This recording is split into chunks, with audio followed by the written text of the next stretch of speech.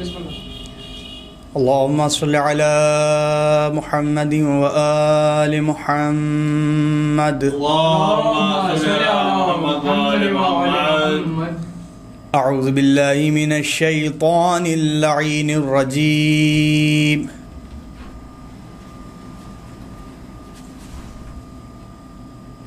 بسم الله الرحمن الرحيم.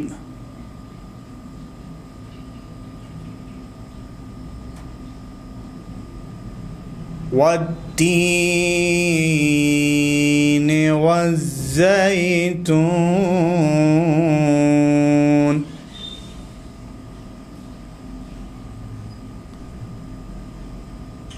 وطور سينين وهذا البلد الأمين.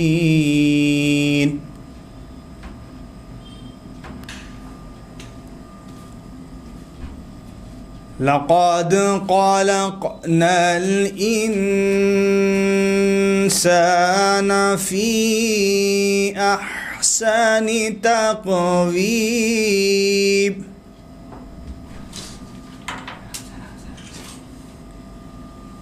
ثم رددناه أسفل سافلين إلا الذين آمنوا وعملوا الصالحات فلهم أجر غير ممنون.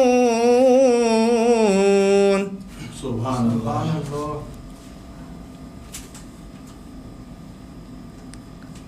والتين والزيتون وطور سينين وهذا البلد الأمين. لقد خلقنا الإنسان في أحسن تقويم.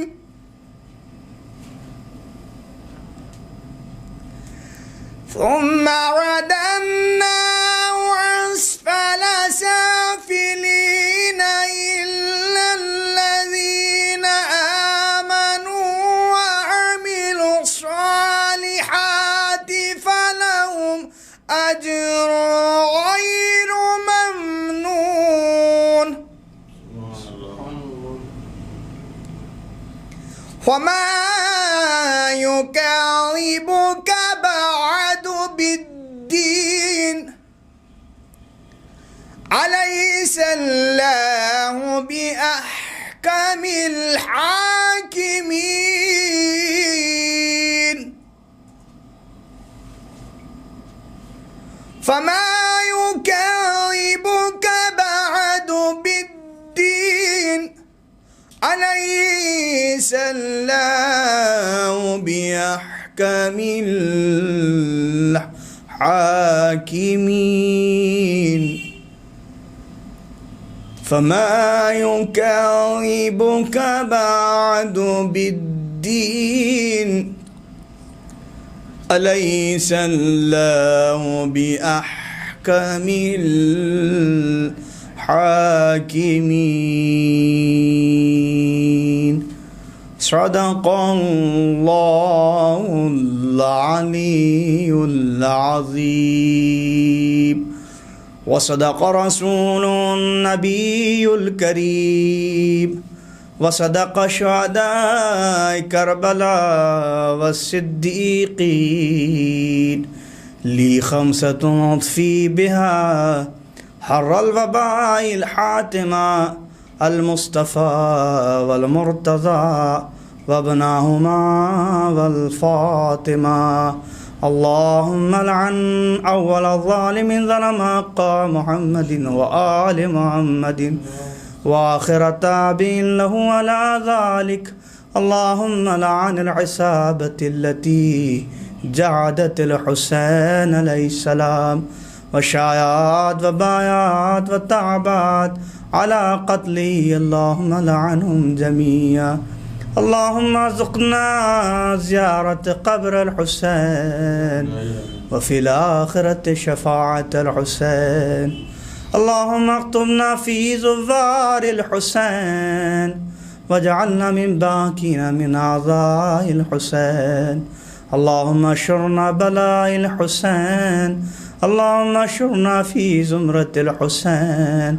اللهم ادخلنا الجنة باب الحسين عليه السلام برحمتك يا أرحم الراحمين.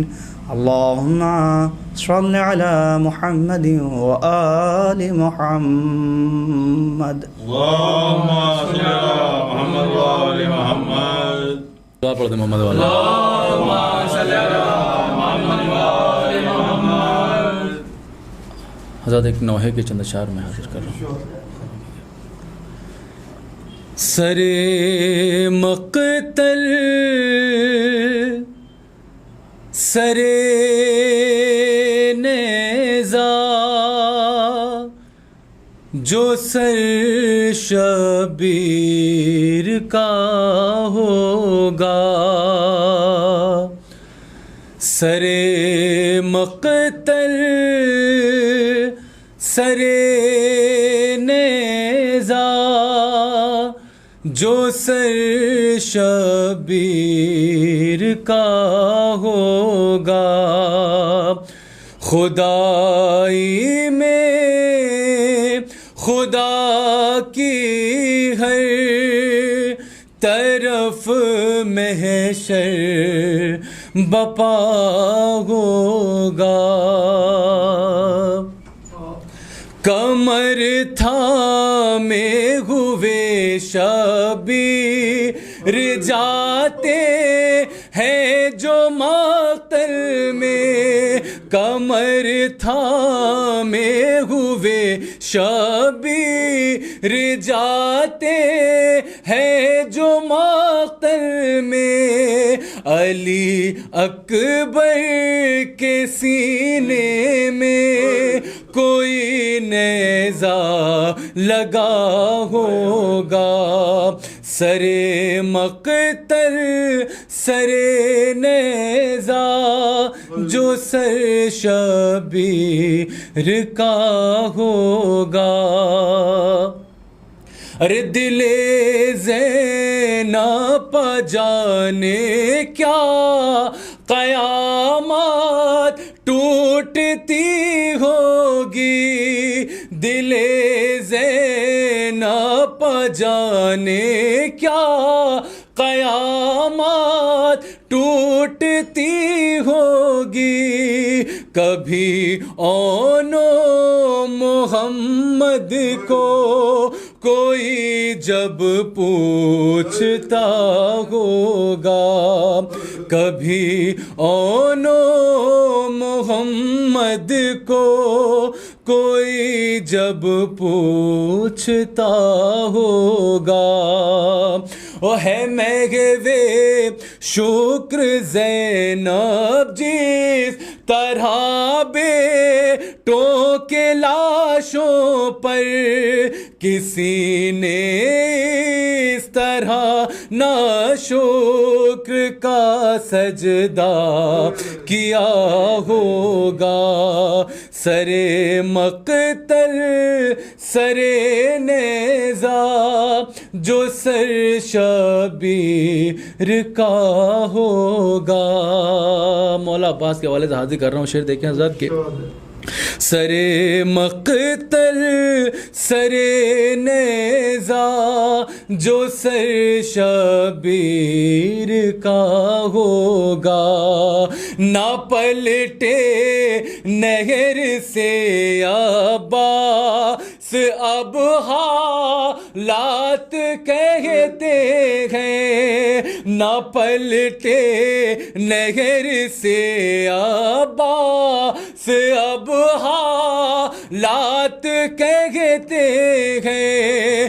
حرم کا قافلہ بے سایہ ہوگا بے ردا ہوگا، حرم کا قافلہ بے سایہ ہوگا، بے ردا ہوگا، اور در خیمہ پابانوں کو صدا دیتے تو ہے سرور، ابا جب لاشِ اصغر سے اٹھے گی تو کیا ہوگا، ابا جب لاشِ اصغر سے اٹھے گی تو کیا ہوگا، اور زمانہ لاکھ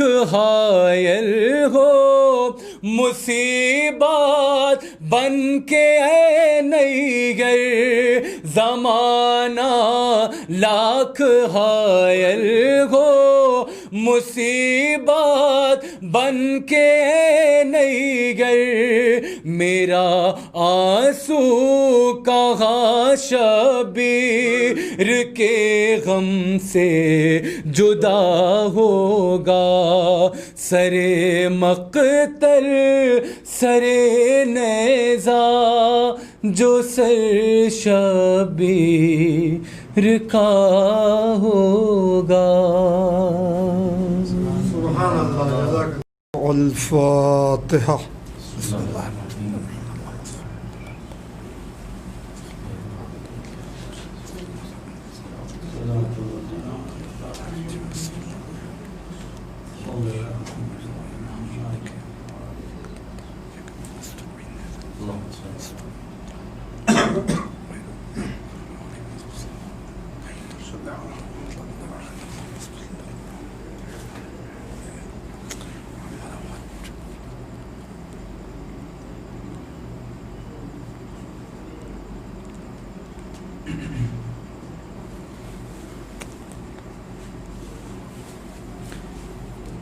اعوذ باللہ من الشیطان اللعین الرجیم، بسم اللہ الرحمن الرحیم، الحمد للہ الذی ہدانا لہذا وما كنا لنهتدي لولا أن هدانا الله، لقد جاءت رسل ربنا بالحق، والصلاة والسلام على أشرف الأنبياء والمرسلين، خاتم النبيين، رحمة للعالمين، محبوب رب المشرقین والمغربین، جد الحسن والحسین، ابو القاسم محمد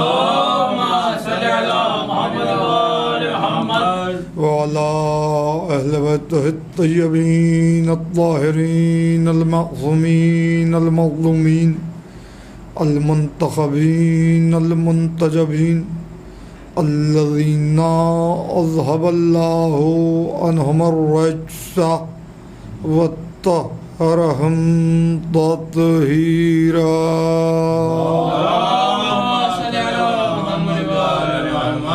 ولعنة الله على أعدائهم أجمعين من الآن إلى قيام يوم الدين، أما بعد فقد قال الله تبارك وتعالى في كتابه المجيد وفرقانه الحميد وخطابه الرشيد وقوله الحق، بسم الله الرحمن الرحيم، وإذا سألك عبادي عني فإني قريب أجيب دعوة الداع إذا دعاني فليستجيبوا لي وليؤمنوا بي لعلهم يرشدون۔ صلوات بھیجو۔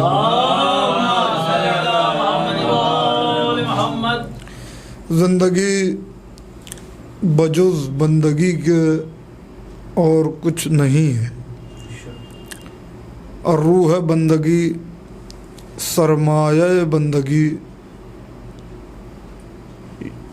حیات بندگی، عنوان بندگی، فیضان بندگی، عرفان بندگی کو دعا کہتے ہیں۔ قرآن مجید میں جہاں تک میرا حافظہ کام کر رہا ہے، خداوند علی الاعلیٰ نے الحمد کے الف سے لے کے والناس کے سین تک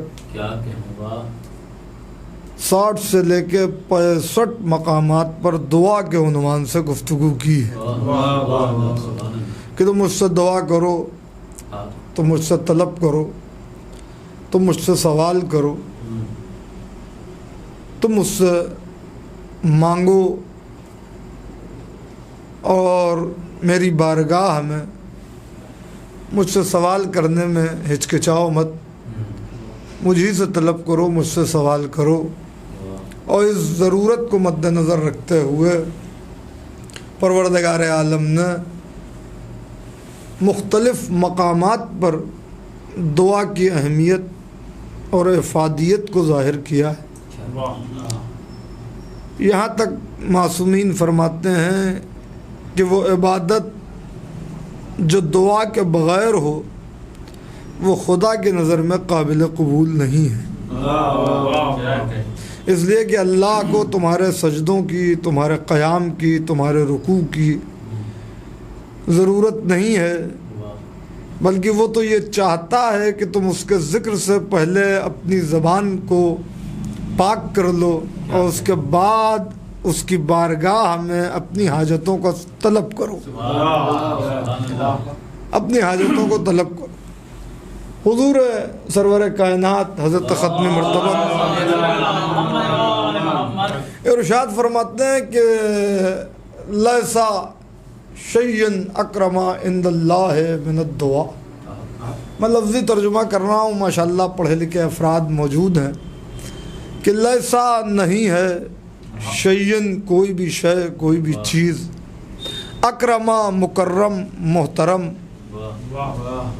عند اللہ اللہ کے نزدیک، من الدعاء دعا سے زیادہ، اللہ کے نزدیک دعا سے زیادہ کوئی شے مکرم نہیں، کوئی شے اللہ کے قریب نہیں ہے۔ یہاں پر میں اپنے سننے والوں کو اور اپنے سامعین کو اس منزل پر روک کر ایک جملہ کہوں گا، کیونکہ اگر میں نے یہ جملہ نہ کہا تو گویا میں اپنی خطابت کے ساتھ خیانت کروں گا، کہ جب ایک عام بندہ مومن کی دعا اللہ کے اتنا قریب ہوتی ہے تو ذرا سا آپ غور کریں کہ جب مومنین کی دعا کا یہ عالم ہے تو امیر المومنین کی دعا کیا ہو۔ صلوات بھیج دیں محمد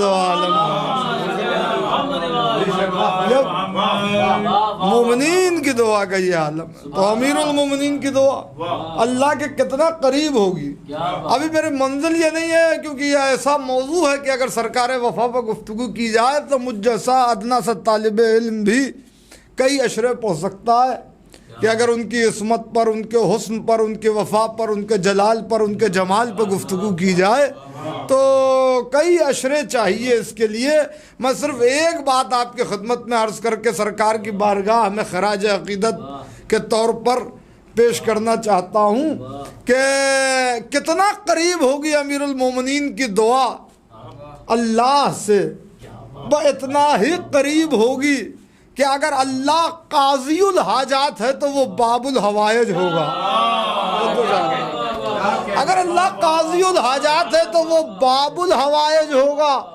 اور آگے ایک جملہ اور کہہ رہا ہوں کہ اگر اللہ اپنے آپ کو ذو الفضل کہہ رہا ہے تو وہ ابو الفضل ہوگا۔ ایک صلوات بھیج دیں محمد تو دعا جو ہے وہ اللہ کے تقرب اور اللہ کی قربت کا ذریعہ۔ یہ جس ماحول میں اس وقت ہم اور آپ اپنی زندگی گزار رہے ہیں. یہ جو ایرا چل رہا ہے وہ کوارنٹائن ایٹماسفیئر ہے جہاں سوشل ڈسٹینسنگ وغیرہ کا خیال رکھا جا رہا ہے. خدا کرے کہ اس وبا سے جلد از جلد نجات ملے. اور میں یہ سمجھتا ہوں کہ کوئی بھی مصیبت آئے تو وہ کہتا ہے دعا کرو. یعنی مومن کی دعا بلاؤں سے مومن کا تحفظ کرتی ہے, بلاؤں سے بچاتی ہے. اسی لیے میں نے سرکار رسالت مآب کے جہاں قول سے استفادہ کیا تو مجھ پر لازم ہو جاتا ہے کہ میں امیر المومنین کے قول سے بھی استفادہ کروں. امیر المومنین فرماتے ہیں کہ دعا ترس المومن, مومن کی سپر ہے دعا, مومن کی ڈھال ہے دعا. یعنی بلائیں آئیں تو مومن دعا کے لیے ہاتھ اٹھا دے. یہی بات تھی کہ جب آدم کی خلقت کا ذکر ہوا اور پروردگار عالم نے خداوند علی الاعلیٰ نے حضرت آدم کو خلیفہ بنا دیا اور ابلیس نے اس مسئلے پر یہ کہا کہ میں ان سے بہتر ہوں اور میں ان سے افضل ہوں, یعنی خلافت کا زیادہ سزاوار میں ہوں. وہ سارا مکالمہ آپ کے سامنے ہے, مجھے آپ کی خدمت میں تفصیل میں نہیں جانا ہے. وہاں پر جب اللہ نے ابلیس کو لعنتی بنایا اور ابلیس جانے لگا, یعنی اللہ کے رحمت سے جو مایوس ہو جائے اسے ابلیس کہتے ہیں, اسے ابلیس کہتے ہیں. وہ مایوس ہو گیا تھا اللہ کی رحمت سے, لہذا اس کو ابلیس کہا گیا, ورنہ اس کا اصل نام ابلیس نہیں تھا, اس کا نام تھا عزازیل. بہرحال جاتے جاتے اس نے ایک بات کہی, اس نے کہا اب میں آدم کی ذریت کو بہکاؤں گا, آدم کی اولاد کو بہکاؤں گا, آدم کے بچوں کو بہکاؤں گا. اور کیسے بہکاؤں گا؟ اس طریقے سے بہکاؤں گا کہ سامنے سے بہکاؤں گا, پیچھے سے بہکاؤں گا, دائیں سے بہکاؤں گا, بائیں سے بہکاؤں گا.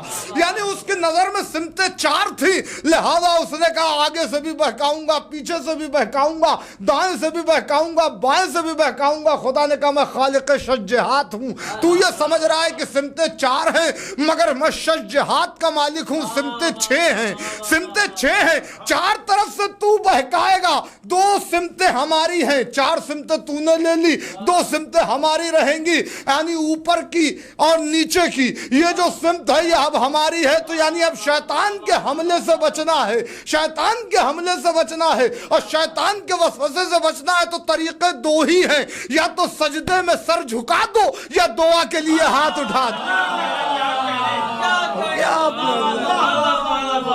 ایک صلوات بھیج لیں محمد و آل محمد.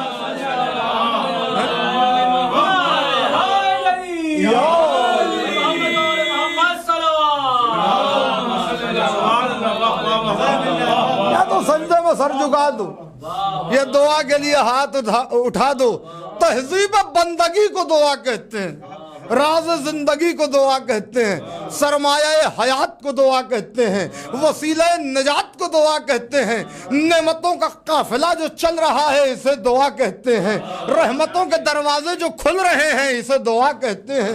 دعا ہوتی ہے, دعا میں اثر ہوتا ہے. یعنی طلب رحمت کو دعا کہتے ہیں, نزول نعمت کو دعا کہتے ہیں, تقرب الہی کو دعا کہتے ہیں. اور چونکہ وہ خالق الرحمن الرحیم ہے, لہذا جو بھی اس سے مانگتا ہے وہ اسے عطا کرتا ہے. اس دنیا میں ایتھیسٹ بھی ہیں, انبلیورز بھی ہیں, جو اللہ کے وجود پر یقین نہیں رکھتے, جو اللہ کے وجود پر مسلسل بحث کیا کرتے ہیں اور اپنی آئیڈیالوجی اور اپنے مینیفیسٹوز کو پیش کیا کرتے ہیں, مقالے لکھتے ہیں, مضامین لکھتے ہیں, عناوین ہوتے ہیں ان کے کہ جس میں وہ کہتے ہیں کہ تھیوری آف اسپونٹینیس کریشن, یعنی تھیوری اپنے آپ, یہ دنیا پوری اپنے آپ بن گئی, کوئی بنانے والا نہیں تھا. مگر وہ جو اللہ کے وجود کا انکار اپنی زبان سے کر رہا ہے وہ خود اللہ کے وجود کا تو انکار کر رہا ہے. مگر کوئی اس سے یہ پوچھے کہ جس زبان سے تو اس کے وجود کا انکار کر رہا ہے, یہ زبان تجھے کس نے عطا, یہ زبان تجھے کس نے عطا کی. میں ایک نامانوس موضوع کے ذریعے آپ حضرات کے اذہان عالیہ کے قریب ہونا چاہتا ہوں کہ جس کان سے تو اس کی باتوں کو سننے سے انکار کر رہا ہے, اس کان میں قوت سماعت کس نے دی؟ جن آنکھوں سے تو اس کے جلووں کو نہیں دیکھنا چاہتا, ان آنکھوں میں بصارت کس نے دی, ان آنکھوں میں بصیرت کس نے دی؟ یعنی پتا چلا کوئی خدا کا منکر بھی ہے تو مگر اگر وہ نہیں مانگ رہا ہے تو اس کی زبان کا گوشت کہہ رہا ہے کہ ان میں قوت قوت گویائی باقی رہے، اس کے کانوں کی ہڈیاں کہہ رہی ہیں ان میں سماعت کی طاقت باقی رہے، اس کی آنکھوں کی پتلیاں کہہ رہی ہیں ان میں بصارت و بصیرت باقی رہے۔ تم نہ مانگو مگر تمہارے خون کے اچھلتے ہوئے قطرات مانگ رہے ہیں، تمہاری ہڈیوں کے ذرات مانگ رہے ہیں، اور میں عطا کر رہا ہوں، اور میں عطا کر رہا ہوں، میری عطا میں کمی نہیں ہے۔ مشرک مانگے گا جب بھی دوں گا، موحد مانگے گا جب بھی دوں گا، مشرک مانگے گا جب بھی دوں گا، موحد مانگے گا جب بھی دوں گا، کافر مانگے گا جب بھی دوں گا، مسلمان مانگے گا جب بھی دوں گا، منافق مانگے گا جب بھی دوں گا، مومن مانگے گا جب بھی دوں گا، نمرود مانگے گا جب بھی دوں گا، ابراہیم طلب کریں گے جب بھی دوں گا، فرعون مانگے گا جب بھی دوں گا، موسیٰ مانگے گا جب بھی دوں گا، مگر ایک فرق کر دوں گا، موسیٰ کو اپنا بندہ سمجھ کے دوں گا، فرعون کو عقل کا اندھا سمجھ کے دوں گا۔ یہ ہے منزل دعا، یہ ہے یقین کی وہ منزل، یہ ہے وہ منزل دعا۔ ایک صلوات بھیجیں محمد و آل محمد، اور کر رہے ہیں ایک بلند ترین صلوات اور بھیج دے محمد و آل محمد۔ جو مانگے گا ہم سے سوال کرے گا ہم اسے عطا کریں گے، اور یہ اس کی رحمانیت کا تقاضا کہ کوئی کسی طرح سے بھی مانگے، ہر ایک اسی سے مانگ رہا ہے۔ کوئی اگر پتھر کو تراش کر اس پتھر کو وسیلہ بنا رہا ہے تو وہ پتھر اس کی نہیں سن رہا ہے، سننے والا تو وہی ہے، عطا کرنے والا وہی ہے۔ یعنی پتھر کو اس نے وسیلہ بنایا اور مانگا اس سے، بھئی یہیں پر مسئلہ کفر و ایمان کا آ گیا کہ اس کے ماننے میں شک و تردد نہیں تھا، اس کے عطا کرنے میں کوئی شک نہیں تھا، بات ساری وسیلے کی تھی۔ میں کیا کہہ رہا ہوں، بات ساری وسیلے کی تھی کہ کسی نے خود ساختہ وسیلوں سے مانگا، اور کسی نے خدا ساختہ وسیلوں سے مانگا۔ اسی لیے کہا کہ دعا بغیر وسیلے کے نہیں ہوتی۔ یہ کوئی سمجھے کہ کوئی اسے براہ راست پکار لے گا اور وہ اس کی سن لے گا، تو ایسا نہیں ہوتا۔ قرآن ہم کو اس بات کا درس نہیں دیتا۔ وسیلے بھی وہی ہوں جن کا تعین اس نے کیا ہے، اپنی طرف سے نہیں، اپنی طرف سے نہیں۔ تو اس کا مطلب یہ ہوا کہ خدا کے انکار کو اور خدا کے منکر کو کافر نہیں کہتے، وسیلے سے چشم پوشی کرنے والے کو کافر کہتے ہیں۔ ارے میں کیا کہہ رہا ہوں، ایک صلوات بھیجے محمد و آل محمد پر۔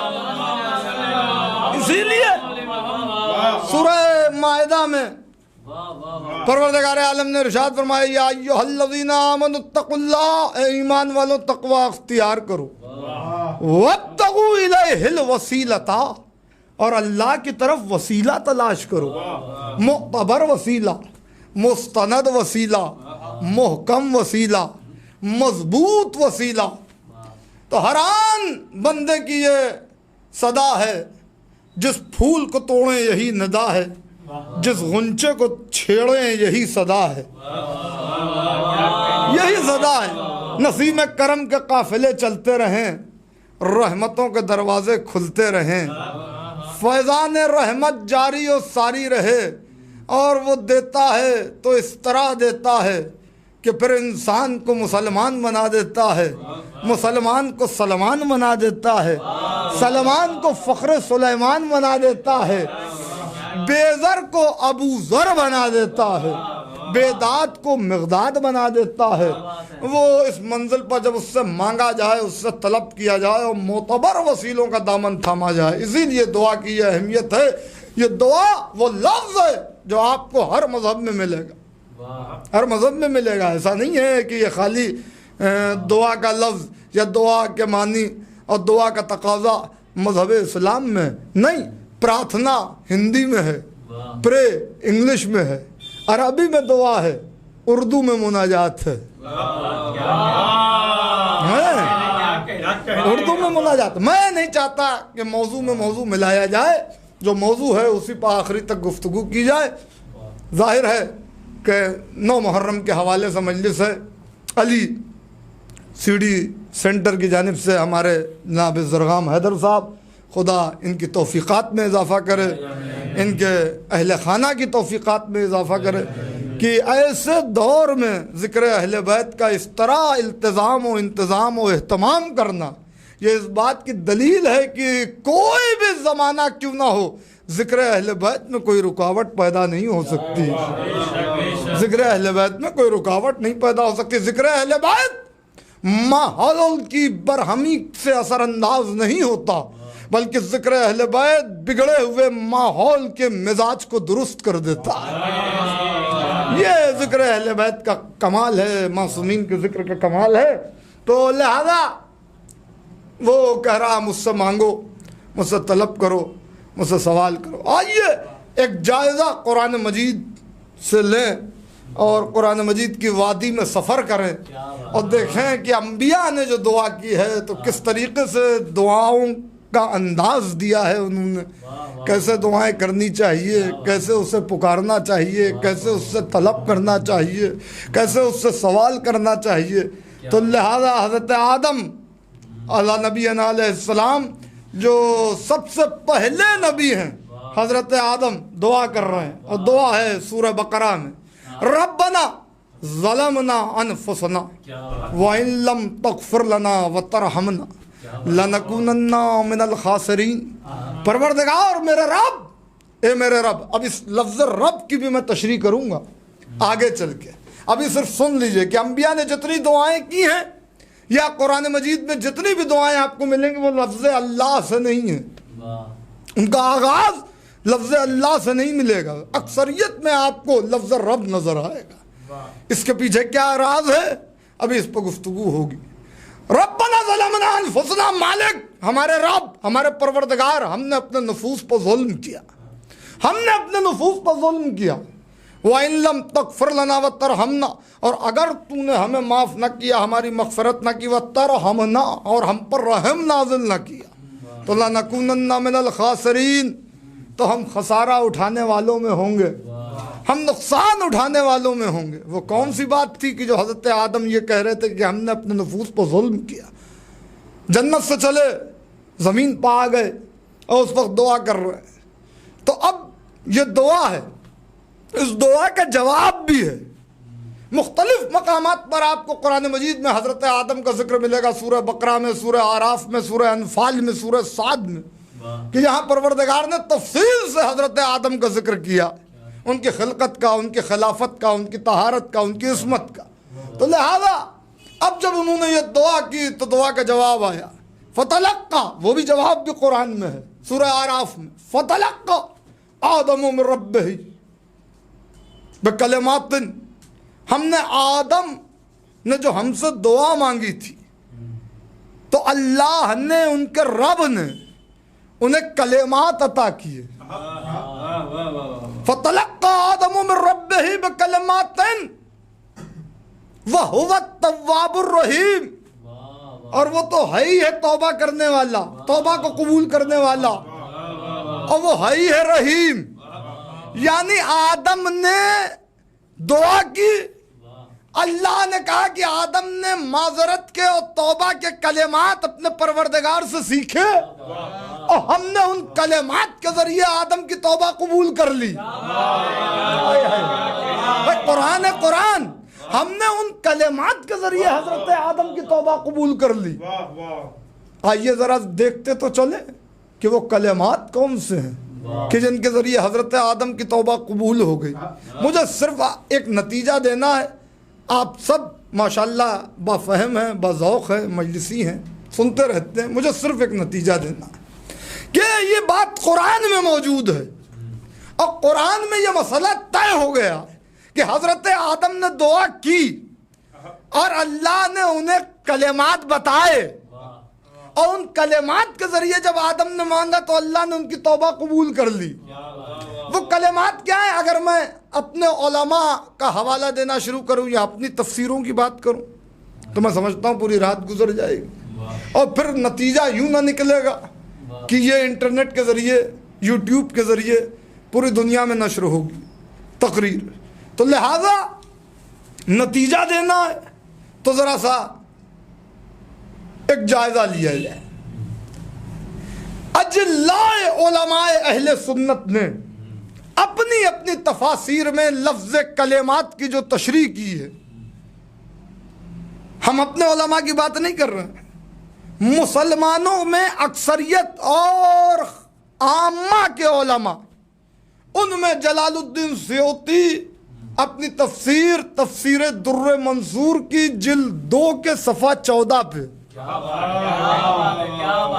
دیکھیں میں پورا حوالہ دے رہا ہوں کہ جلال الدین سیوطی تفسیر در منصور جلد 2 صفحہ 14، ابو صالح کشف الترمذی سنی الحنفی اپنی کتاب میں لکھ رہے ہیں کلمات کی تشریح کوکب دری میں، ینابی المودت میں شیخ سلیمان قندوزی مفتی اعظم قسطنطنیہ سنی الحنفی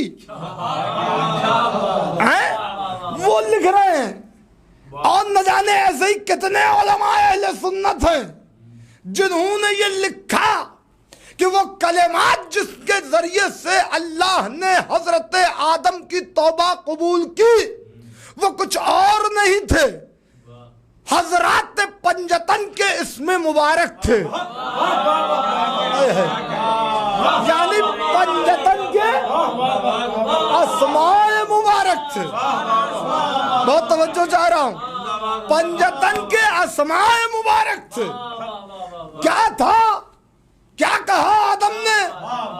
وہی جو ہر حدیث قصہ کے بعد آپ پڑھتے ہیں، اللہم انی اسألک بحق محمد وانت المحمود وبحق علی وانت الاعلی وبحق فاطمہ وانت فاطر السماوات والارض وبحق الحسن وانت المحسن وبحق الحسین وانت قدیم الاحسان. پروردگار تجھے محمد کا واسطہ تو محمود ہے، تجھے علی کا واسطہ تو اعلیٰ ہے، تجھے سیدہ کا واسطہ تو فاطر السماوات والارض ہے، تجھے حسن کا واسطہ تو محسن ہے، تجھے حسین کا واسطہ تو قدیم الاحسان ہے، احسان کرنے والوں میں بڑا پرانا ہے. ربنا ظلمنا انفسنا وان لم تغفر لنا وترحمنا. مالک ہم نے اپنے نفوس پر ظلم کیا.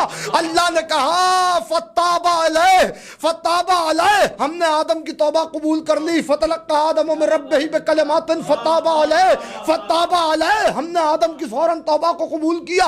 انہ هو التواب الرحیم، اب بے شک ہم معاف کرنے والے ہیں اور ہم ہی رحمت کو نازل کرنے والے ہیں، ہم ہی تو رحم و کرم کرنے والے ہیں. ایک جملہ کہنے جا رہا ہوں، جو لوگ آل محمد کے مسئلے پر بہت بحث کرتے ہیں، میں نے حوالے بھی دے دیے، میں نے آپ کو قرآن کی آیتیں بھی سنا دی، میری تقریر نشر ہو رہی ہے. صاحبان انصاف کے لیے ایک جملہ ہے کہ جو لوگ قرآن مجید کو پڑھتے ہیں مگر قرآن فہمی کی غلط فہمی میں مبتلا ہو جاتے ہیں اور حقیقت تک پہنچنے کی کوشش نہیں کرتے اور تعصب کی عینک لگا کے قرآن کو پڑھا کرتے ہیں، ان کی بصارت کے ساتھ بصیرت بھی غائب رہتی ہے، ان کی سمجھ میں نہیں آتا، انہیں قرآن کی آیتوں میں اور آخ میں اور سوروں کے درمیان آل محمد نظر نہیں آتے. تو ان سے میں کہنا چاہتا ہوں کہ آپ کی حیثیت کیا ہے، آپ کی بساط کیا ہے؟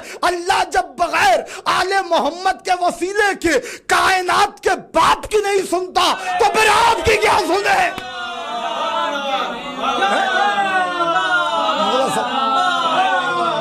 آل محمد آپ کی معرفت کو سلامت رکھے. آپ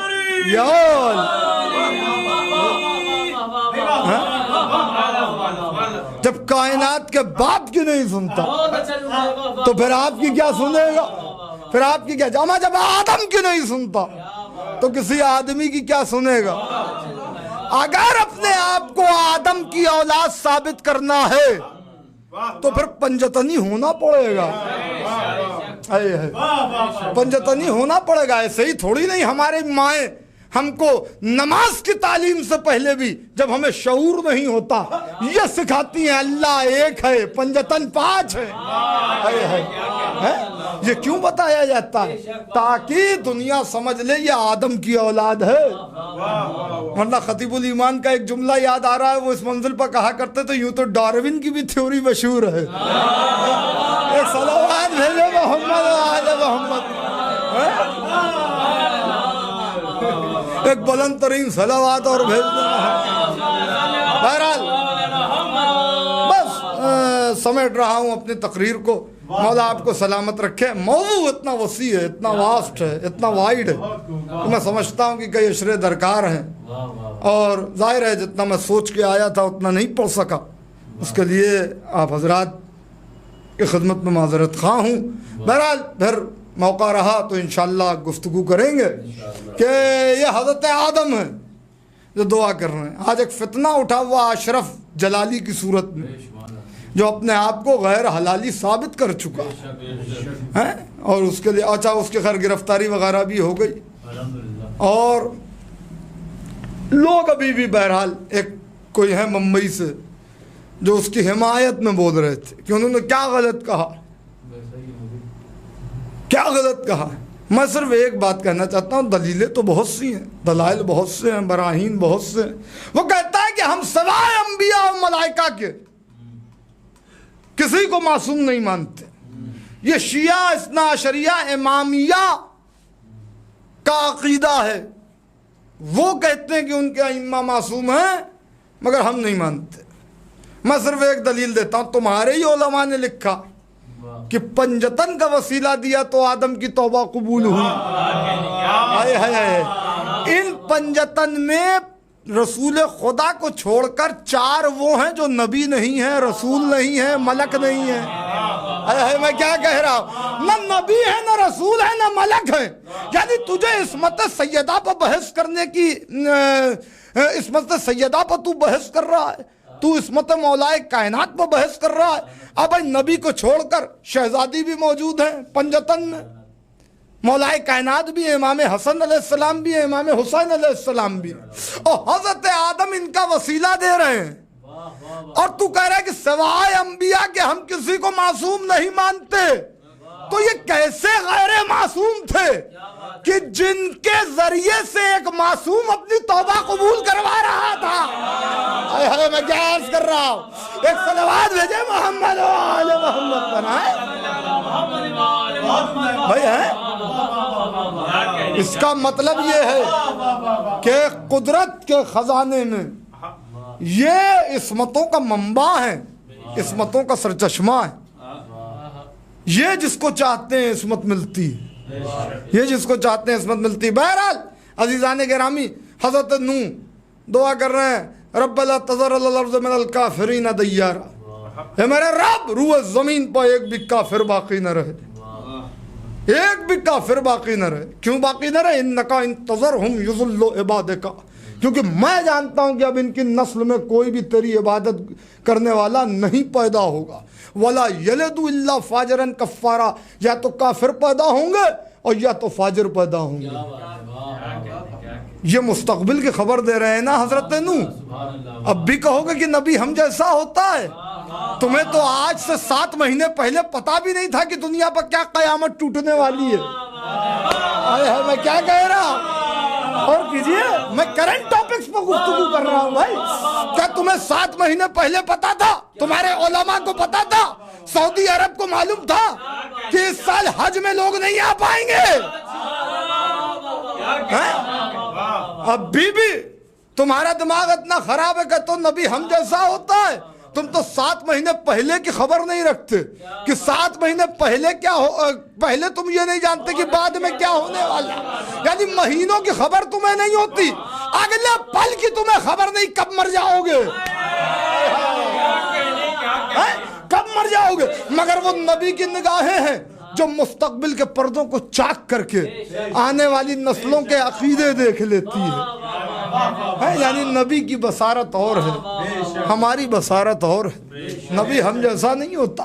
वो हज़रत इब्राहिम दुआ कर रहे हैं, रब्ब हबली हुक्मन वल हिक़नी बिस्सालिहीन। अगर मैं फ़कत हज़रत इब्राहिम की दुआओं पर गुफ्तगू करूँ तो मैं ये समझता हूँ कई अशरे हो जाएंगे, मगर मैं बात को समेट रहा हूँ कि रब्ब हबली हुक्मन वल हिक़नी बिस्सालिहीन। परवरदिगार मुझे अपना अब्द सालेह करार दे, मुझे सालेहीन में मुल्हिक़ कर दे, सालेहीन की फहरिस्त में मेरा नाम शामिल हो जाए। इब्राहिम जो मेमारे काबा है, इब्राहिम जो अल्लाह के खलील हैं, इब्राहिम जिसके यकीन का ये आलम है कि आतिश नमरूद गुल गुलजार में तब्दील हो रही है। ابراہیم جو معصوم بھی ہیں، بیک وقت نبی بھی ہیں، رسول بھی ہیں، خلیل بھی ہیں، اور ایک صنف کے امام ہیں، اس کے باوجود کہہ رہے ہیں کہ مجھے صالحین میں شامل کر لے، مجھے صالحین میں شامل کر لے۔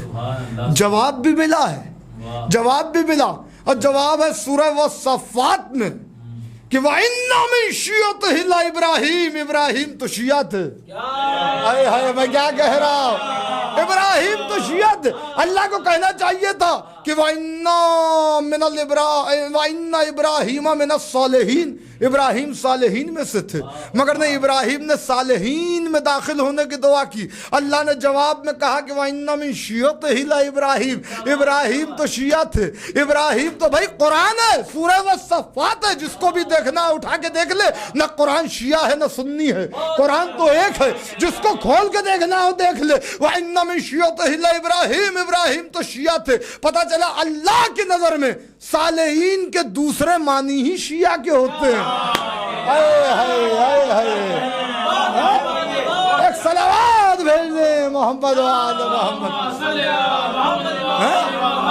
صالحین کے دوسرے معنی شیعہ کے ہوتے ہیں۔ رب حبل حکمن والحقن بالصالحین۔ حضرت موسیٰ علیہ نبی نابیہ، میں اپنے نوجوان بھائیوں کے لیے عرض کر دوں، حافظہ تیز کرنے کے لیے سورہ طٰہٰ کی آیتیں ہیں، حافظہ تیز کرنے کے لیے بہترین دعا ہے، اگر اسے ہر نماز کے بعد پڑھا جائے، اور اتنی دیر میں آپ سمجھ گئے ہوں گے جتنی میں نے آپ کو آیتیں سنائی ہیں۔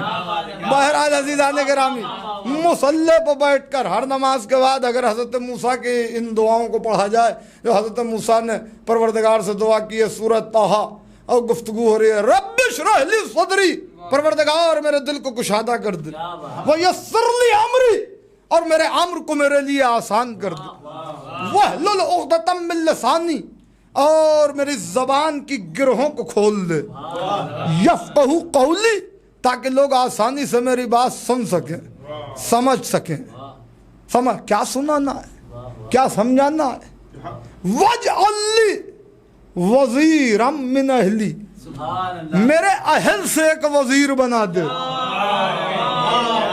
اب میں یہیں پر رک رہا ہوں، اب مسلمانوں سے رک کے ایک سوال کرنا چاہتا ہوں کہ حضرت موسیٰ نے اتنی تمہید باندھی اور دعا یہ کی کہ میرے اہل سے وزیر بنا دے۔ ایک بات تو یہ سمجھ میں آئی کہ وزیر بنانے کا حق نبی کو نہیں ہوتا۔ آئے ہائے آئے، جب نبی کو نہیں ہوتا تو امتی کو کہاں سے ہو جائے گا؟ یہ قرآن ہے، قرآن ہے، سورہ طٰہٰ ہے، آیت نشان 29 سے لے کے 32 تک فیصلہ ہو رہا ہے۔ آخری میں وَاجْعَل لِّي وَزِيرًا مِّنْ أَهْلِي، میرے اہل سے وزیر بنا دے۔ کسی دوست کا نام لیا، کسی یار کا نام لیا۔ میں مذہب چھوڑنے کے لیے تیار ہوں کہ اگر بات وزیر کی تھی، دعا میں بھی موسیٰ اپنے دوست یا یار یا صحابی کا نام لے لیتے۔ دعا میں بھی موسیٰ نے اپنے یار، اپنے دوست، اپنے صحابی کا نام نہیں لیا، بلکہ کیا کہا؟ ہارون اخی، نام ہارون ہے، رشتے میں میرا بھائی ہے۔ رشتے میں پتہ چلا نبی کے وزیر بننے کا حق صرف اور صرف نبی کے بھائی کو ہوتا ہے، نبی کی ضروریت میں جو ہو اس کو ہوتا ہے، ہر ایک کو نہیں ہوتا۔ وَاجْعَل لِّي وَزِيرًا مِّنْ أَهْلِي ہارون اخی اشدد بہ ازری ویشرک فی امری، اس کے ذریعے سے میرے کمر کو مضبوط کر، واشرک فی امری، اور اسے میرے امر میں میرا شریک بنا دے۔ یہ ہے حضرت موسیٰ کی دعا، اور وہ ہے سرکار رسالت مآب کی دعا۔ مگر جہاں جہاں سرکار رسالت مآب سے دعا کے لیے اللہ نے کہا، ہر نبی نے اپنی مرضی سے دعا مانگی، مگر یہ نبی اتنا محتاط ہے اس منزل پر کہ دعا بھی اپنی مرضی سے نہیں مانگتا۔ بس تقریر کا آخری جملہ ربط مصائب ہوگا، مجلس تمام ہو جائے گی، کہ دعا بھی اپنی مرضی سے نہیں مانگتا۔ یعنی دعا کے لیے بھی لفظ لگا ہوا، جہاں جہاں نبی کی دعا ہے دیکھ لیجئے گا قرآن میں لفظ لگا قل، میرے حبیب کہو، میرے حبیب کہو۔ آل محمد آپ کی معرفت کو سلامت رکھے، آپ کی توفیقات میں اضافہ کرے جس خوبصورتی سے آپ سن رہے ہیں۔ میرے حبیب کہو، مانگو، ہم سے طلب کرو، قل رب زدنی علما، پروردگار میرے علم میں تیری معرفت کے عنوان سے اضافہ ہوتا رہے. قل رب زدنی علما، قل رب ارحمہما کما ربیانی صغیرا. میرے حبیب کہو کہ جس طریقے سے حالت صغیر میں بچپنے میں انہوں نے میری پرورش کی اور یہ میرے رب صغیر تھے، اسی طریقے سے پروردگار تو ان پر بھی رحم نازل کر، رحم نازل کر. قل قل قل رب ادخلنی مدخلا صدقوں واخرجنی مخرج صدقوں واجعل لی من لدنک سلطانا نصیرا. میرے حبیب کہو کہ مجھے اپنی طرف سے خیریت سے اس شہر سے باہر نکال دے، خیریت سے مدینے میں داخل کر دے. واجعل لی من لدنک سلطانا نصیرا، اور اپنی طرف سے غالب سلطان، غالب نصیرا، مدد نہیں مددگار.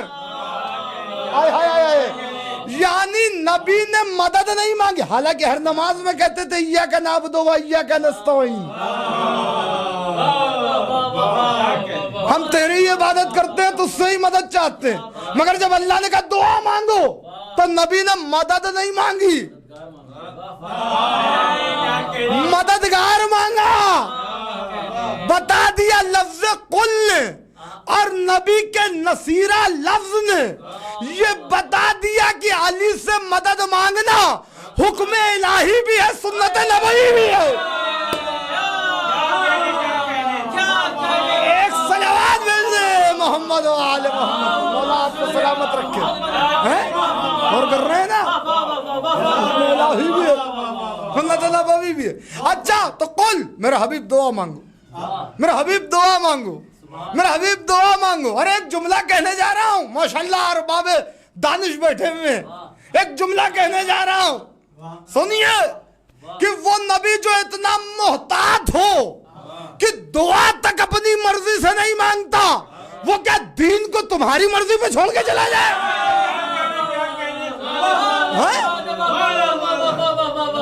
کوئی خلیفہ نامزد نہیں کیا. اب بس آخری بات سنیں، تقریر تمام ہو رہی ہے کہ نبی نے دعا مانگی تو سلطان نصیر مانگا، اپنے لیے مدد مانگی. بھائی حضرت موسیٰ کی بھی دعا ہے، سرکار رسالت مآب کی بھی دعا ہے، مگر فرق کیا ہے؟ موسیٰ نے اپنے لیے وزیر مانگا، سرکار رسالت مآب نے اپنے لیے نصیر مانگا. اب بنیادی فرق یہ ہے کہ موسیٰ نے اپنے اہل سے مانگا، سرکار رسالت مآب نے خدا کے محل سے مانگا. خدا کے محل سے مانگا. وَاجْعَلْ لِي مِن لَّدُنْكَ سُلْطَانًا نَصِيرًا. تو اللہ نے بھی کہا جب مجھ سے کہہ رہے ہو تو 13 رجب کو میرے کعبے کی دیوار پر نظر جمائے رکھنا. جب یہ شک ہو کہ کسی کی آمد کا اعلان کرے تو سمجھ لینا کہ سلطان نصیر آ گیا ہے، غالب مدد کرنے والا آ گیا ہے. بس عزیزان گرامی، یہ وہ منزل ہے، یہ وہ منزل ہے. اللہ اکبر، اللہ اکبر. کہ سرکار رسالت مآب نے بتایا کہ علی سے مدد مانگنا حکم الہی بھی ہے، سنت نبوی. بس سنیے، میں نے کہا کہ ہر نبی نے لفظ رب سے دعا مانگی ہے. رب کے معنی کیا ہے؟ اللہ اس میں ذاتی ہے، رب اس میں صفاتی ہے، اس کی کوالٹیز، اس کے ورچیوز میں سے ایک صفت ہے رب. حالانکہ آل محمد اپنے لیے یہ پسند نہیں کرتے کہ ان کو ان الفاظ سے یاد کیا جائے یا پکارا جائے کہ جو اللہ کے لیے مخصوص ہیں. لہذا اس میں کوئی دو رائے نہیں کہ آل محمد رب ہیں، مگر ان کو اچھا نہیں لگتا کہ کوئی انہیں رب کہہ کے پکارے. اس لیے ایک ایسا لفظ رکھ دیا کہ جس میں سب کچھ سمٹا ہوا ہے، وہ ہے مولا. ظاہر ہے جو ولی ہوگا، جو مولا ہوگا، وہ رب بھی ہوگا، وہ رازق بھی ہوگا، وہ خالق بھی ہوگا. کیونکہ یہ لفظ ولی وہ ہے کہ جس میں اللہ نے اپنے آپ کو بھی رکھا ہے. بہرحال وہ موضوع دوسرا ہو جائے گا اور اس کی طرف مجھے ابھی نہیں جانا ہے. عزیزو سنیے، ہر ایک نے دعا مانگی اور رب کہہ کے. اللہ اور رب، اس میں فرق کیا ہے؟ ایک فرق سنیے، جو عبادت مانگے اور جو عبادت کو ہمارے لیے مقدر کرے وقضا ربک اللہ تعبدوا الا ایاہ، تمہارے رب کا فیصلہ ہے، تو جو عبادت کو ہمارے لیے مقدر کر دے اور عبادت کو ہم سے طلب کرے اسے اللہ کہتے ہیں، اور جو نعمتوں کو عطا کرے اسے رب کہتے ہیں۔ جو نعمتوں کو عطا کرے اسے رب کہتے ہیں۔ عبادت یہاں سے وہاں جاتی ہے۔ میں کچھ کہنے جا رہا ہوں، غور کر رہے ہیں نا؟ عبادت یہاں سے وہاں جاتی، نعمت وہاں سے یہاں آتی ہے۔ جب پہلی خلافت کی بات ہوئی تو اللہ نے یہ نہیں کہا کہ تمہارے اللہ نے ملائکہ سے کہا، بلکہ کہا وَإِذْ قَالَ رَبُّكَ لِلْمَلَائِكَةِ إِنِّي جَاعِلٌ فِي الْأَرْضِ خلیفہ، فیصلہ ہونے جا رہا ہے کہ رب نے اپنے ملائکہ سے کہا کہ میں تمہارے لیے زمین پر ایک خلیفہ بنا رہا ہوں۔ تو جب پہلی خلافت کا تعین رب کر رہا ہے، آئے ہے بھائی، آدم ہے پہلے خلیفہ، علی ہے آخری خلیفہ، تو جب پہلے خلافت کا تعین رب کر رہا ہے تو آخری خلافت جو چوتھی منزل پر ہوگی اس کا بھی تعین رب ہی کرے گا، امت نہیں کرے گی۔ لہذا نبی کو غدیر میں روک کے کہا یا ایھا الرسول بلغ ما انزل من ربک۔ اللہ اکبر، اللہ اکبر، مولا آپ کو سلامت رکھے۔ یعنی ما انزل من اللہ نہیں، من ربک، وہ چیز، اس چیز کا اعلان کیجئے جو اللہ کی طرف سے نہیں، آپ کے رب کی طرف سے آئی ہوئی ہے۔ جو نعمت دے وہ رب ہے۔ آئے ہائے آئے ہے، آج تک قسم خدا کی میں بتا رہا ہوں، یہ میرا مولا کا کرم ہے جو مجھے اس معمے کا حل ملا، ورنہ آج تک میری سمجھ میں نہیں آیا تھا کہ اللہ نے یہاں پر آیت کو آگے بڑھا کر اس لفظ کو کیوں استعمال کیا۔ ابھی آپ سمجھ جائیں گے۔ اللہ کیا کہہ رہا ہے کہ تبلیغ کیجئے اس کی جو آپ کے رب کی طرف سے نازل ہو چکی ہے، یعنی پریزنٹ پرفیکٹ ٹینس ہے، نازل ہو چکی ہے، ہونی نہیں ہے، فیوچر میں نہیں، یا ہو رہی ہے، کنٹینیوس نہیں، پرفیکٹ ٹینس ہم نے کر دی ہے۔ معراج میں آپ کو یہ تحفہ دے دیا ولایت کا، اور یہ آپ کے رب نے دیا تھا۔ ما انزل الیک من ربک، نبی نے ہاتھوں پہ اٹھایا علی کو، امیر المومنین کو ہاتھوں پہ اٹھا کے سرکار رسالت میں آپ نے کہا من کنت مولا فہذا علی مولا، کیونکہ رب کے حکم کو پورا کر دیا، رب کے حکم کو پورا کیا، تو جو نعمت دے وہ ہوتا ہے رب۔ جیسے ہی یہ اعلان کیا آیت آ گئی الیوم اکملت لکم دینکم واتممت علیکم نعمتی۔ آئے ہائے آئے ہے، آل محمد آپ کو سلامت رکھے، آپ کی معرفت کو سلامت رکھے۔ ایک صلوات بھیج دیں باز بلند محمد والی، اور کیا آپ نے؟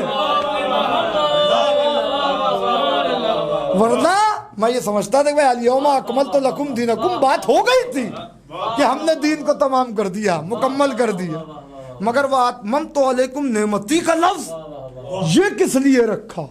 یہ اس لیے رکھا کہ رب کی طرف سے اعلان تھا، اور جو نعمتیں دے اسے رب کہتے ہیں۔ انبیاء نے بھی رب کہہ کے دعا مانگی تو کچھ نعمتیں ملی، مگر یہ ساری انبیاء و مرسلین کی نعمتیں جس مرکز پر تمام ہوتی ہیں اس مرکز کو غدیر کہتے ہیں۔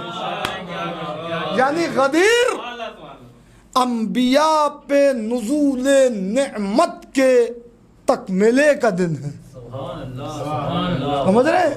یہ آدم سے لے کے عیسیٰ تک کی، اور آدم سے لے کے خاتم تک کی رسالتوں کی آبرو کو غدیر کہتے ہیں، غدیر کہتے ہیں۔ بس یہ ہے وہ منزل دعا کہ یہاں بھی سرکار رسالت میں آپ نے دعا کی۔ اب دعا پہ خطبے میں دعا موجود ہے، اللہم اعلی ومن اعلی وعاد ومن عادا، پروردگار تو اسے دوست رکھ جو علی کو دوست رکھے. یہ دعا ہے نبی کی. تو اسے دشمن رکھ جو علی کو دشمن رکھے. وغزل ومن خزل وانصر ومن نصر، جو علی کی نصرت کرے اس کی تو نصرت کر. جو علی کو چھوڑ دے اسے تو چھوڑ دے. اب سمجھ میں آیا کہ وہ تو سریع رضا ہے، بہت جلد راضی ہو جاتا ہے. اور یہ وہ کہہ رہے کہ جو اس کی بارگاہ کا مزاج شناس ہے، یعنی نفس ہے اس کا، وہ کہہ رہا ہے کہ وہ سریع رضا ہے. سریع رضا بہت جلد راضی ہو جانے والا مرتضیٰ کہہ رہا ہے کہ خدا سریع رضا ہے، بہت جلد راضی ہو جاتا ہے. تو 1400 سال سے سارے مسلمان لگے ہوئے ہیں، ایک فرقے کو چھوڑ کے سارے مسلمان لگے ہوئے ہیں، زور لگائے ہوئے ہیں، یہ بھی رضی اللہ وہ بھی رضی اللہ، وہ بھی رضی اللہ. ارے وہ تو بہت جلد راضی ہو جاتا ہے، بہت جلد راضی ہو جاتا ہے. یہاں 1400 سال سے راضی نہیں ہو رہا، آگے بھی کوئی گارنٹی نہیں کب راضی ہوگا، اس لیے راضی نہیں ہو رہا ہے. وہ سریع رضا ہو کے ان سے اس لیے راضی نہیں ہو رہا کہ مرتضیٰ ناراض ہے. کیونکہ مرتضیٰ ناراض ہے.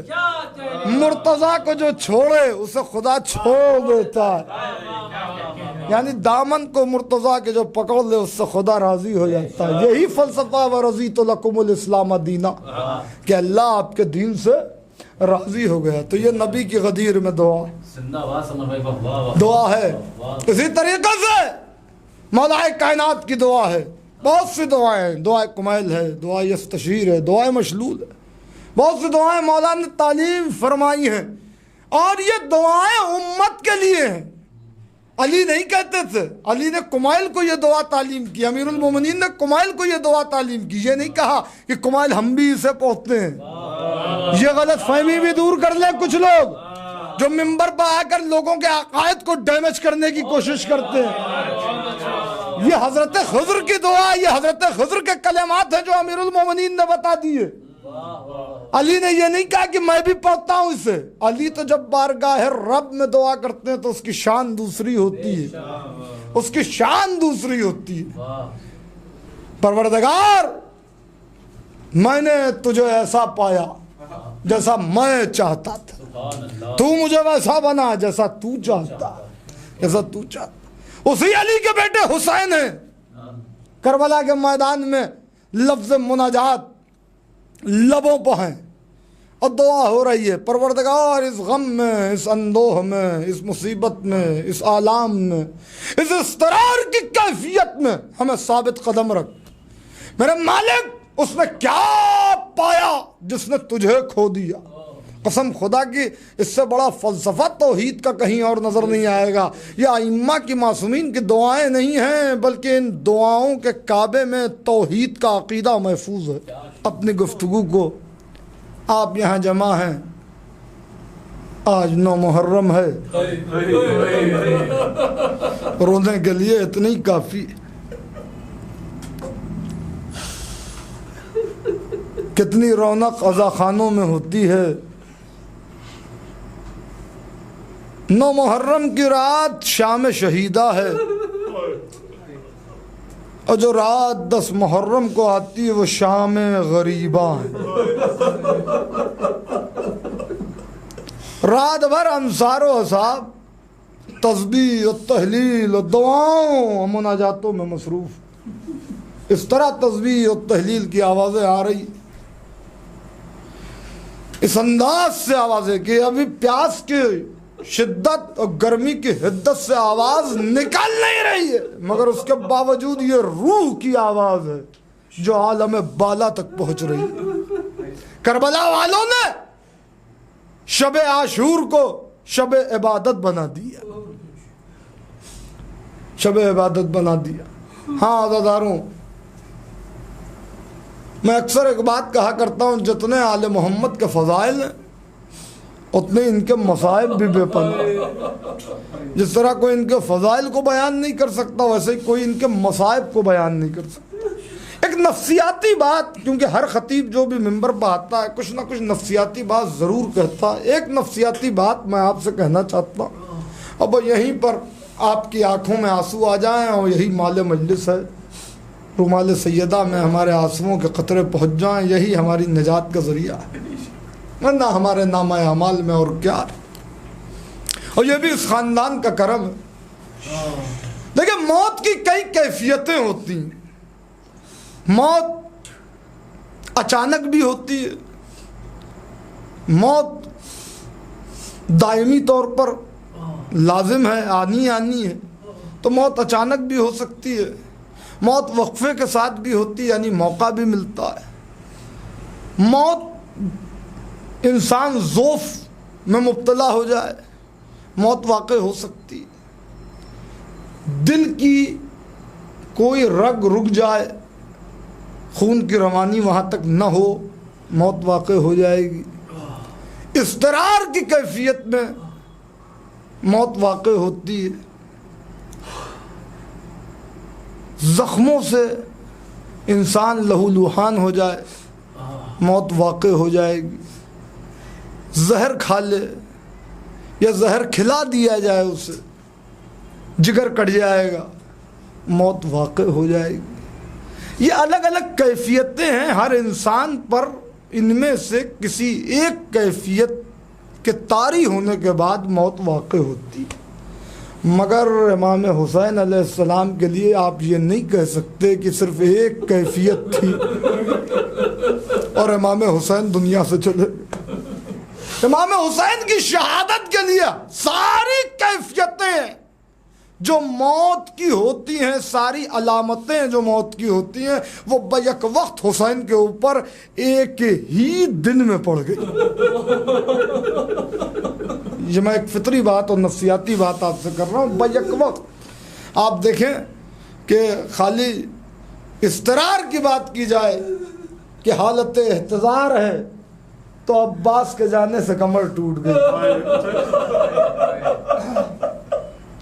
کسی کی کمر ٹوٹ جائے کیا وہ زندہ رہ سکتا؟ قاسم کے لاشا اٹھانے کے بعد اب حسین میں طاقت نہ رہی ٹکڑوں کو سمیٹنے کے بعد. علی اکبر کے جانے سے آنکھوں کی روشنی چلی گئی. یعنی ایک دن میں نہ جانے حسین کتنی بار موت سے دوچار ہو رہے ہیں، اور اس میں زخموں پہ زخم بھی لگ رہے ہیں. کہیں تیر کا زخم ہے، کہیں تبر کا زخم ہے، کہیں نیمچوں کا زخم ہے، کہیں نیزوں کا زخم ہے.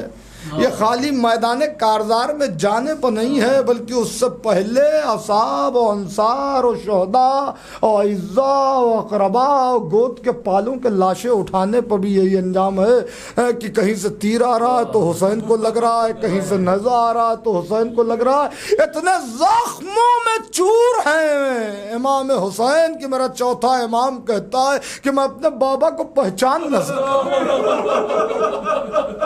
بابا کو پہچان نہ سکا. تو ہر کیفیت امام حسین پتاری. دل کی نس کٹ گئی، میدان جہاد میں ہے. ابو الحنوق نے 3 پھلوں کا تیر مارا اور وہ سینے پہ آ کے لگا، اور جب سینے پہ آ کے لگا تو سینے کی ہڈی کو توڑ کے پشت کی جانب سے پشت کی جانب سے نکل گیا. اور یہ وہ منزل تھی کہ مقتول الوطین، وطین اس رگ کو کہتے ہیں کہ جو کٹ جائے تو پھر دل میں حرکت کرنے کی طاقت نہیں ہوتی. امام حسین کی وہ رگ کٹ گئی دل کے. اللہ اکبر. بازو بھی کٹ گئے، کسی نے بازوؤں پر حملہ کیا، کسی نے گلے پر تیر چلایا. ہر طرف سے حسین زخموں میں چور ہیں، یعنی شہادت سے پہلے. اور یہ بھی ایک عجیب مصیبت ہے امام حسین علیہ السلام کی. میں تمام کر دوں گا، مجھ میں طاقت نہیں ہے کہ میں بہت زیادہ مصائب سرکار ابا عبداللہ کے پڑھ سکوں، اس لیے کہ علماء کہتے ہیں کہ سرکار ابا عبداللہ کے مصائب کا حق تو اسی وقت کچھ حد تک ادا ہوگا کہ جب پڑھنے والا نہ بچے اور سننے والے نہ بچے. سننے والے نہ بچے. کتنا زخموں میں چور ہے. ابا عبداللہ کے جنگ میں مصروف ہیں، اور ادھر سے آواز آئی ایتھا نفس مطمئنہ ارجعی الی ربک راضیۃ مرضیہ. اور حسین نے نیام میں تلوار رکھ لی، بھاگی ہوئی فوج سمٹی، ہر طرف سے تیر و تبر چل رہا ہے، ہر طرف سے تیر و تبر چل رہا ہے. ایسے میں کون تھا جو آواز دیتا؟ حسین یکو تنہا تھے اور وہ اتنا کہہ رہے تھے کہ ہم نے تم سے جنگ کی، حالانکہ یہ حسین نے نہیں کی، تو ایک زندہ لاش تھی جو تم سے لڑ رہی تھی، ورنہ تم نے تو میرے اکبر کو مار دیا، میرے قاسم کو مار دیا، میرے عباس کو مار دیا. ہر طرف سے حسین، کبھی عباس کے لاشے کے قریب، کبھی اکبر کے لاشے کے قریب. تو نے نہ دیکھی جنگ پدر ہے پدر کی جہاں. عزاداروں اس کے بعد قیامت ہو گئی کہ اب میں کیا مقاتل کا بیان کروں. خدا سخن میرانی صلی اللہ مقامہ کہتے ہیں کہ ادھر سے سیدہ کی سواری جنت سے چلی اور ادھر حسین مصروف جہاد ہے. ایک مرتبہ ماں کی آواز آئی، کوئی اور آواز دینے والا بھی نہ تھا، ایک تنہا ماں تھی دکھیاری جو کہہ رہی تھی جنگل سے آئی فاطمہ زہرا کی یہ صدا، امت نے مجھ کو لوٹ لیا وا محمدہ. ہائے ہائے یہ گہرے زخم دو عالم کا مقتدا، ہائے ہائے یہ گہرے زخم دو عالم کا مقتدا. 19 وقت کون حق رفاقت کرے ادا، 1900 ہے زخم تنے چاک چاک پر زینب، تنے چاک چاک پر زینب نکل، حسین تڑپتا ہے خاک پر، زینب نکل، حسین تڑپتا ہے خاک پر. ادھر آقا حسین تیروں کے مسلح پر ہیں، تیروں کے مسلح پر ہیں، گر کر کبھی اٹھے کبھی رکھا. منظر کھینچ دیا قسم خدا، سارے مقاتل ایک طرف، خدا سخن کا یہ ایک بند ایک طرف. گر کر کبھی اٹھے کبھی رکھا زمین پہ سر، کروٹ کبھی تڑپ کے ادھر لی کبھی ادھر. میں نے کہا نا کہ موت کی کئی کیفیتیں ہوتی ہیں. زہر اگر جسم میں چلا جائے تو موت ہو جائے گی، اور زہر کی علامت یہ ہے کہ جگر کٹنے لگتا ہے. جو تلواریں آقا پہ پڑ رہی تھی وہ زہر آلود تھی، وہ زہر آلود تھی. میر صاحب کہتے ہیں گر کر کبھی اٹھے کبھی رکھا زمین پہ سر، کروٹ کبھی تڑپ کے ادھر لی کبھی ادھر. اگلا لہو دہن سے تو تھاما کبھی جگر، اگلا لہو دہن سے، اگلا لہو دہن سے تو تھاما کبھی جگر. حسرت سے کی قیام کی جانب کبھی نظر، حسرت سے کی قیام کی جانب کبھی نظر. اور گر کر اٹھے تو زخموں سے برچھی کے پھل گرے اور کچھ اور تیر گڑ گئے جب منہ کے بل گرے، کچھ اور تیر گڑ گئے جب منہ کے بل گرے. ارے ایسے میں کون تھا؟ ایک دکھیاری ماں فریاد کر رہی تھی اور ایک طرف سے بہن چلی، میرا ماں جایا کہاں ہے؟ اے پسر ساتھ بتا میرا ماں جایا کہاں ہے؟ اے زمین کربلا بتا میرا ماں جایا کہاں ہے؟ کربلا کی زمین کو زلزلہ آ رہا ہے. بس بس بس آخری مصیبت سرکار ابا عبداللہ کی سنیے، اب میں مجلس کو تمام کر دوں گا. کربلا میں سب شہید ہوئے، سب کی شہادت دردناک ہے، سب کی شہادت درد، احساس ہو جائے تو دماغ کی نس پھٹ جائے گی. سب کی شہادت دردناک ہے، مگر امام حسین کی شہادت میں اور تمام شہداء کی شہادت میں ایک فرق بہت بڑا. وہ فرق یہ ہے کہ ہر شہید شہید ہو گیا، حسین اس کے سرہانے گئے، اس کے لاشے کو لا کے خیمے میں رکھ دیا، اس کا سر 11 محرم کو تن سے جدا کیا گیا. کسی شہید کا سر زخمی حالت میں اس کے تن سے جدا نہیں کیا گیا. یہ تنہا میرا آقا اور ہمارا مولا ہے جس کا سر زخموں سے چور ہے، میرا مولا. اور اس وقت شبر ملون سر کو تن سے جدا کر رہا ہے، مگر خنجر چلا کے نہیں، مار کے جدا کر رہا ہے. ماں ہاتھ رکھ رہی ہے، اے ظالم کیا کر رہا ہے؟ میں نے چکیاں پیس پیس کے پالا ہے، تو ایسی حالت. لعنت اللہ وعلی القوم الظالمین وسيعلم الذين ظلموا أي منقلب ينقلبون. اللهم لعن قتلة الحسين وأولاده وأصحابه. Om